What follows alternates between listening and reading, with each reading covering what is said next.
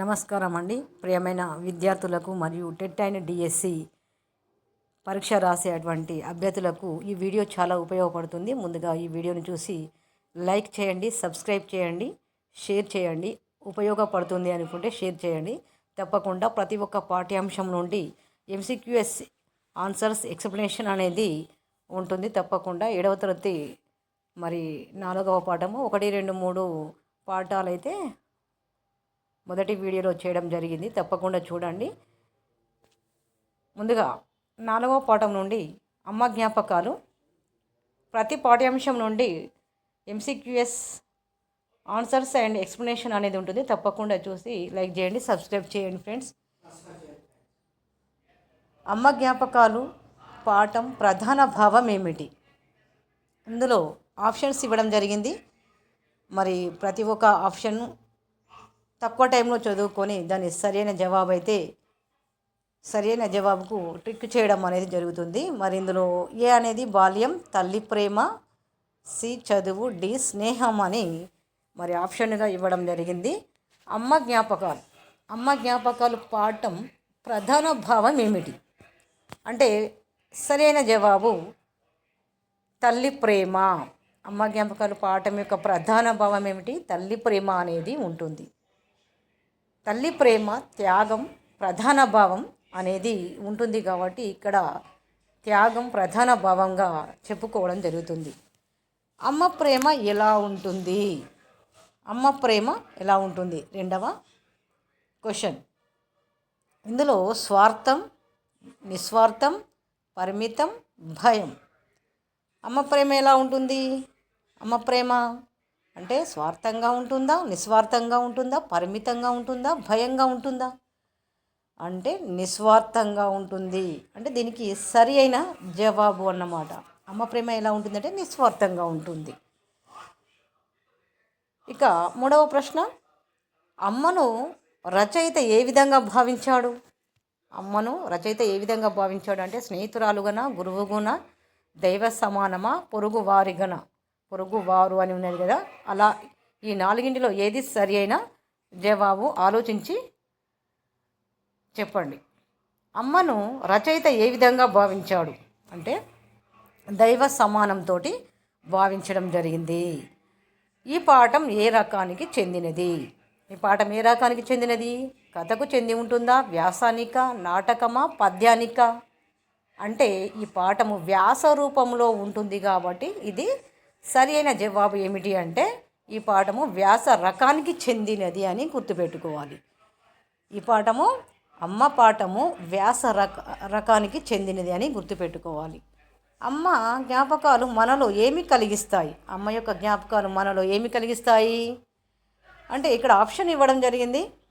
కోపమా, భయం, అనురాగం, అలసట అనేది 4 ఆప్షన్స్ ఇవ్వడం జరిగింది. అమ్మ జ్ఞాపకాలు మనకు ఏమి కలిగిస్తాయి మనలో అంటే అనురాగం అనేది కలిగిస్తుంది.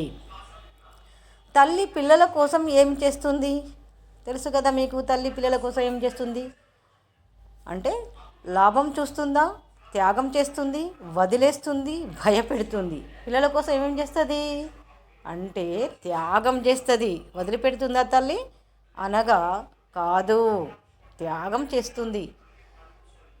7వ ప్రశ్న. అమ్మ ప్రేమ ఎప్పుడు తగ్గుతుంది అంటే చిన్నప్పుడా, పెద్దయ్యాకనా? ఎప్పుడూ తగ్గదు, అవసరానికి.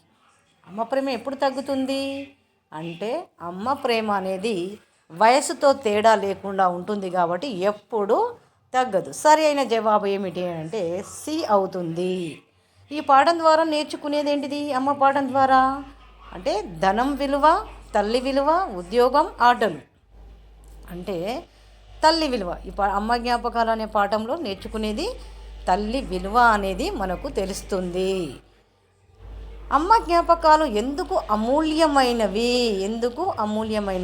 అంటే డబ్బు వలన, పేరు వలన, ప్రేమ వలన, హోదా వలన, దేనివల్ల అంటే ప్రేమ వల్ల. అమ్మ జ్ఞాపకాలు ఎందుకు అమూల్యమైనవి అంటే ప్రేమ వల్ల అమూల్యమైనవి.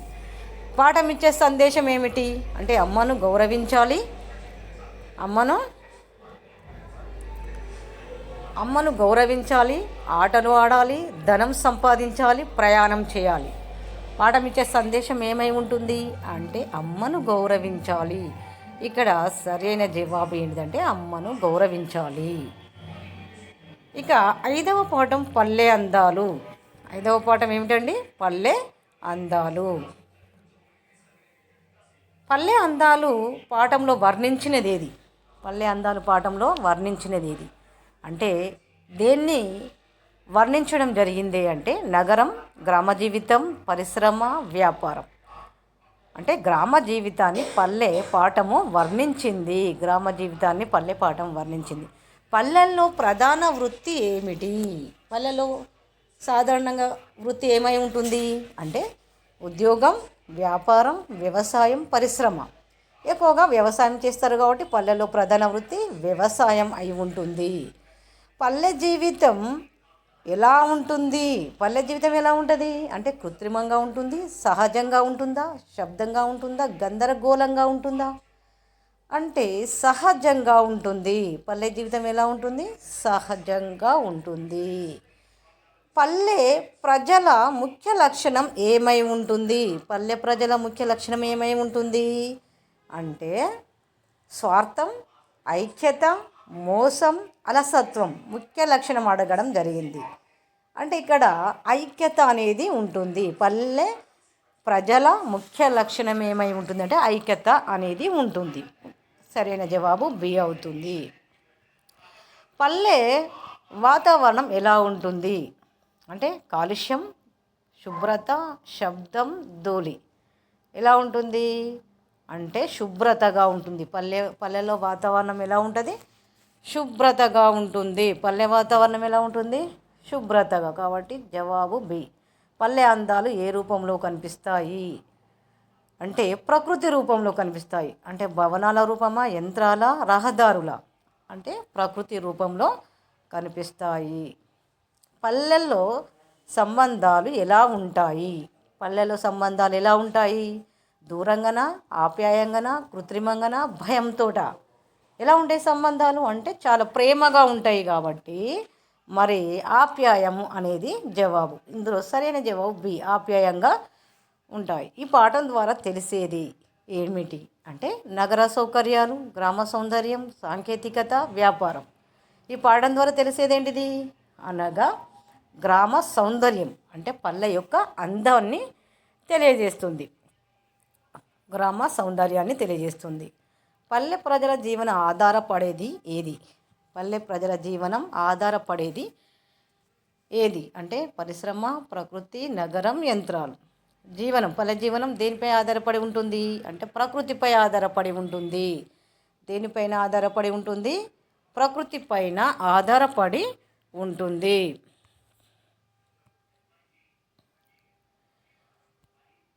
ఇక పల్లె అందాలు మనకు నేర్పేది. పల్లె అందాలు మనకు నేర్పేది. పల్లె అందాలు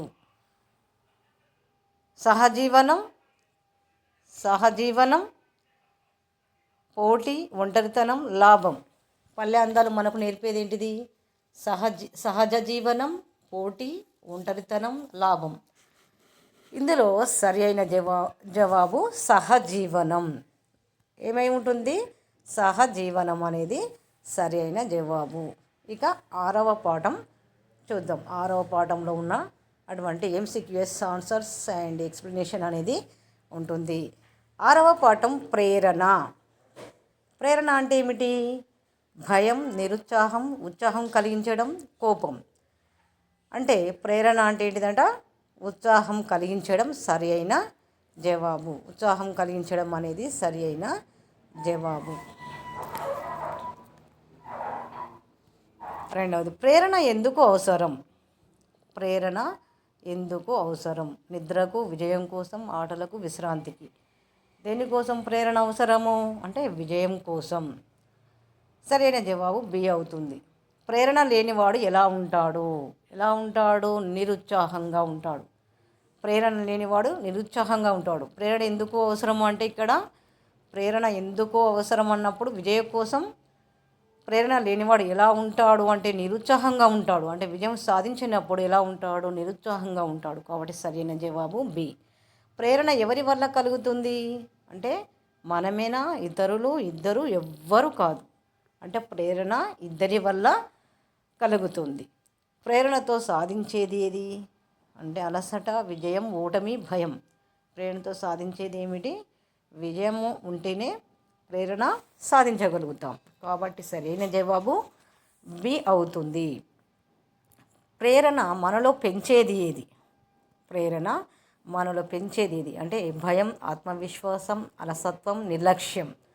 అంటే ప్రేరణ మనలో పెంచేది ఆత్మవిశ్వాసం అనేది సరైన జవాబు. ఈ పాఠం ప్రధాన సందేశం ఏంటిదంటే ప్రధాన సందేశం ఏమై ఉంటుంది? ఆగిపోవాలి, ముందుకు సాగాలి, ప్రయత్నం మానాలి, భయపడాలి. అంటే ప్రధాన సందేశం ఏమై తెలిసి ఉంటుంది అంటే ముందుకు సాగాలి అని దీని యొక్క ప్రధాన సందేశం. ప్రేరణ వల్ల మారేది ఏది? ప్రేరణ వల్ల మారేది ఏది? ప్రేరణ వల్ల అంటే ఆలోచన, జీవితం, అలవాటు, పైవన్నీ. ప్రేరణ వల్ల మారేది ఏమై ఉంటుంది?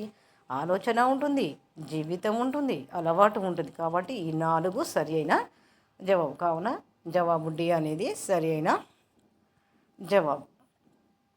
ప్రేరణ లభిస్తే కలిగేది ఏది అంటే నిరాశ, ఉత్సాహం, కోపం, భయం. ప్రేరణ లభిస్తే కలిగేది ఏంటిది? ఉత్సాహం. విజయం సాధించినప్పుడు ఉత్సాహం అనేది వస్తుంది కాబట్టి ఉత్సాహం అనేది సరైన జవాబు. ప్రేరణకు మూలం ఎవరు అంటే ఆశన, లక్ష్యం, శ్రమ, అన్నీ. ప్రేరణకు మూలం ఏవేవి కారణాలు ఏమిటి అంటే ఆశ ఉంటుంది, లక్ష్యం ఉంటుంది, శ్రమ ఉంటుంది, అన్నీ ఉంటాయి. కాబట్టి సరైన జవాబు డి అవుతుంది.